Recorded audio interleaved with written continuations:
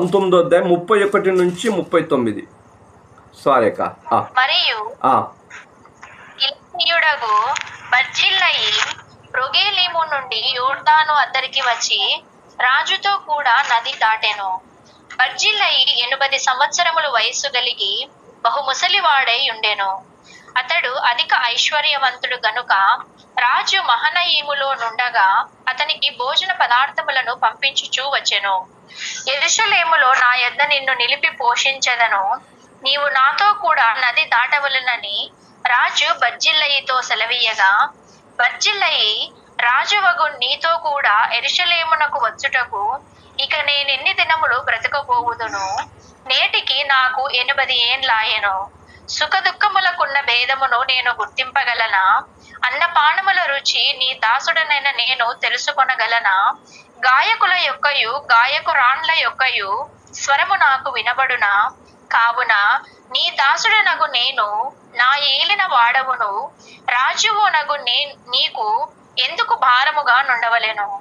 నీ దాసుడనైన నేను నీతో కూడా నది దాటి అవతలకు కొంచెము దూరము వచ్చేదను గాని రాజువగు నీవు నాకంత ప్రత్యుపకారము చేయనేలా? నేను నా ఊరి యందుండి మరణమై నా తల్లిదండ్రుల సమాధి యందు పాతిపెట్టబడుటకై అచ్చటికి తిరిగి పోవునట్లు నాకు సెలవిమ్ము, చిత్తగించుము. నీ దాసుడగు కింహము, నా ఏలిన వాడవును, రాజువునగు నీతో కూడా వచ్చుటకు సెలవిమ్ము. నీ దృష్టికి ఏది అనుకూలమో దానిని అతనికి చేయుమని మనవి చేయగా, రాజు కింహాము నాతో కూడా రావచ్చును, నీ దృష్టికి అనుకూలమైన దానిని నేను అతనికి చేసేదను, మరియు నా వలన నీవు కోరునదంతయు నేను చేసేదనని సెలవిచ్చెను. జనులందరూ రాజును నది అవతలకు రాగా రాజు బర్జిల్లయిని ముద్దు పెట్టుకొని దీవించెను. తరువాత బర్జిల్లయి తన స్థలమునకు వెళ్ళిపోయెను. చాలా థ్యాంక్స్ అక్క. చదివిన దేవుని వాక్యములు మనం చూడగలము. 2 సమూయేలు గ్రంథం 19:31-39 అక్క చక్కగా మనకు అర్థవంతంగా చదివి వినిపించారు. అందులో ఉన్నటువంటి సారాంశాన్ని మనం తెలుసుకుందాం. దేవుని వాక్యములో ముఖ్యంగా అక్కడ చదివినటువంటి దేవుని వాక్యములో బర్జిల్లాయి అంట ఆయన వయస్సు చాలా ఎక్కువ సంవత్సరాలుగా అక్కడ వ్రాయబడినట్లుగా మనం చూస్తూ ఉన్నాం. దాదాపు 80 సంవత్సరములు వయస్సు కలిగి బహు ముసలివాడై ఉన్నటువంటి సమయంలో బాగా ఆలోచన చేయాల. మంచి యవ్వన ప్రాయంలో దావీదుతో ఉన్న జనులకు సహాయం చేయలేదు ఈ యొక్క బర్జిల్లాయి. దాదాపు 80 సంవత్సరాల వయస్సు కలిగినటువంటి ఆ వయస్సులో నిజంగా అటువంటి తలంపు, అటువంటి ఆలోచన బాగా గమనిస్తే 70-80 ఏళ్ళ వాళ్ళ దగ్గరికి వెళ్ళి ఏదైనా సహాయం మనం అడిగితేనే ఒకసారి ఆలోచన చేస్తారు, ఏమయ్యా మేము ఎలా బ్రతకాలి, మేమే వృద్ధాప్యంలో ఉన్నాం కదా, మీరు మాకిచ్చేది పోనిచ్చి మీరే మమ్మల్ని అడుగుట న్యాయమా అనేటువంటి మాటలు మనం వింటూ ఉంటాం, మనందరికి తెలుసు. అయితే బాగా గమనించాలి, బర్జిల్లాయి గారు 80 సంవత్సరాల ముసలి ప్రాయంలో కూడా ఆతిథ్యం ఇచ్చేటువంటి ఆ ప్రేమను, ఇతరుల అవసరతలు తీర్చేటువంటి ఆ గుణాన్ని మరవలేదు. దేవుని వాక్యంలో మనం చూడొచ్చు, అతడు అధిక ఐశ్వర్యవంతుడు గనుక రాజు మహనాయిములో ఉన్నటువంటి సమయంలో అతనికి భోజన పదార్థములను పంపించుచూ వచ్చను. ఒకసారి కాదు ఈ బర్జిల్లాయి భోజన పదార్థాలు పంపించింది. తన స్నేహితులు మేబీ ఆ సమయంలో పంపించారేమో, కానీ రాజు మహనాయిములో ఉన్నంత కాలము కూడా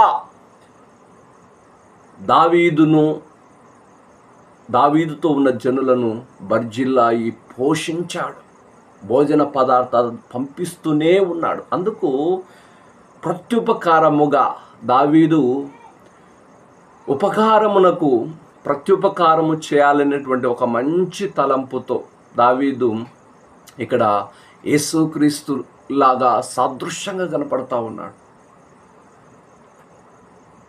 ఆయన అంటా ఉన్నాడు, అయ్యా నేను మహనాయిములో ఉన్నప్పుడు నువ్వు నన్ను ఆదుకున్నావు, నాకు ఆతిథ్యం ఇచ్చావు, నాకు పోషించావు, నా జనులను అర్థం చేసుకున్నావు. ఇదిగో నేను యెరూషలేమునకు వెళ్తా ఉన్నాను, యెరూషలేములో నేను స్థిరపడబోతా ఉన్నాను, రాజుగా నన్ను తీసుకొని వెళ్ళడానికి బహుజన సమూహములు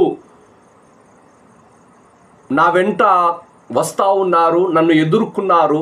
వారందరి మీద నేను రాజుగా ఉండాలి. నా శత్రువులను నా ఎదుట నుండి వెళ్ళగొట్టాడు. అప్పటికి తన కుమారుడైనటువంటి అబ్షాలోము యుద్ధములో మరి యోవాబు ద్వారా ఆయన చంపబడ్డాడు. అది కూడా తన ప్రమేయం లేకుండానే ఆ యొక్క కార్యం జరిగిపోతుంది. అందుకు తను పశ్చాత్తాపపడి ఏడుస్తూ ఉన్నటువంటి సమయంలో యోవాబు జనులందరూ ఓదారుస్తారు. తర్వాత ప్రజలు ఉత్సవముతో సంతోషముతో మహనాయిము నుంచి దావీదును యెరూషలేము ప్రాంతానికి తీసుకొస్తున్నటువంటి సమయంలో ఆయన చెప్పాడు, అయ్యా యెరూషలేములో నా యుద్ధ నిన్ను నిలుపుతా, నిన్ను పోషిస్తాను, నీవు నాతో కూడా నది దాటవలనని రాజు బర్జిల్లాయితో సెలవీయగా బర్జిల్లా చెప్తున్నటువంటి మాట, ఇదిగో అయ్యా నేనెన్ని దినములు బ్రతకబోదును, నేటికి నాకు 80 ఏండ్లు, సుఖదుఖములకున్న భేదమును నేను గుర్తింపగలనా,